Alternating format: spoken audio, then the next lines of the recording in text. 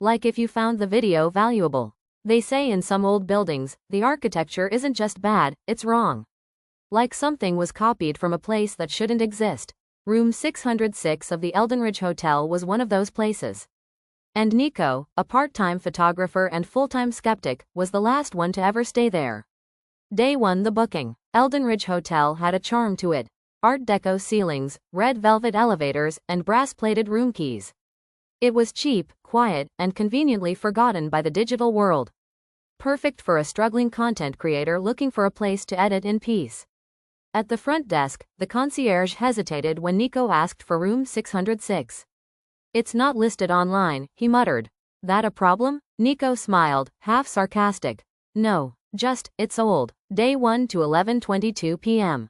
Room 606 was clean but strange. No windows, just mirrors, 4 tall panels on each wall. Beautiful, antique, warped at the edges. But one was cracked, running down the center like a vein. The air smelled like dust and glass. But the room was quiet. Peaceful even. Nico set up his laptop. Edited footage. Dozed off around midnight. 12:33 a.m. The first sound. A tap. Then another. Like knuckles gently rapping on glass.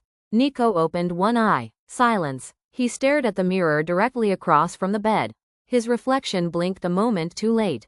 He sat upright. Now both reflections moved normally. He laughed it off. Sleep-deprived imagination. Compression artifacts on a tired brain. Day 2 to 3:06 a.m. He awoke cold, sweaty, disoriented. The room was darker than before. His laptop was off, and all 8 mirrors were fogged from the inside. Except one, the cracked one. He approached it slowly. His reflection wasn't mimicking his movements. It stood still, staring. He waved. It didn't. Then, without warning, it smiled. Nico staggered back, heart racing. The reflection lifted a finger and pointed at the corner of the room, just behind Nico. Nico turned. Nothing there. When he turned back, the mirror was normal again. Day 3. The concierge's warning. Nico brought it up at the front desk the next morning. The mirror, it did something weird.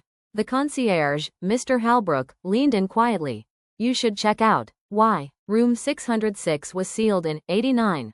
2 guests disappeared inside. Only thing left was a camera pointed at a mirror. Nico raised an eyebrow. "You still rent it out?" "We don't. You weren't supposed to get that key." Day 3 to 11:59 p.m. Nico returned, shaken but defiant. He set up his camera. Hit record. Pointed it at the cracked mirror. "I'm not afraid of haunted walls," he muttered. Still, he didn't sleep. 3:33 a.m. The mirror opens. A soft click, like a door unlatching. He turned. The cracked mirror was ajar.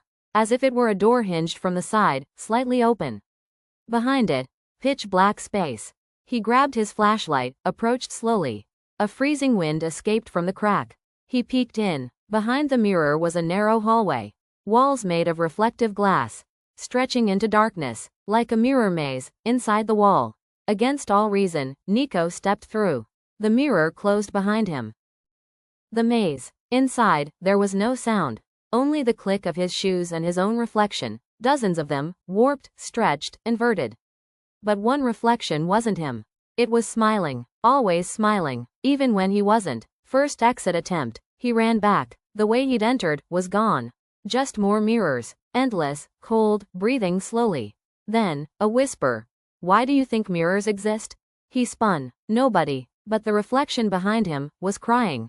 He touched the glass. It touched back. Only, the fingers were too long.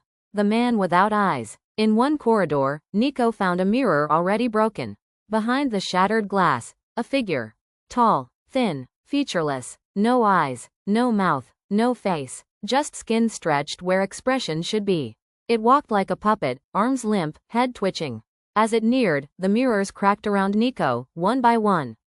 He ran. Time distorts. His watch stopped working. His phone showed 999% battery and glitched constantly. In some mirrors, his reflection was younger. In others, old. One showed him burning. In one, he wasn't there at all.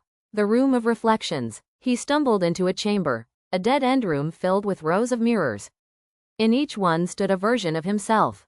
Some looked terrified. Others tried to scream. One just stared with a blank expression, blood dripping from its mouth. Then they began tapping. One by one. A unified rhythm. A countdown. He backed away, heart pounding.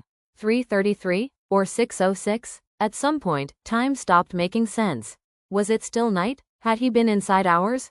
Days? In one mirror, he saw the hotel room. His bed. His camera. Recording. Him, sleeping? He screamed into the glass.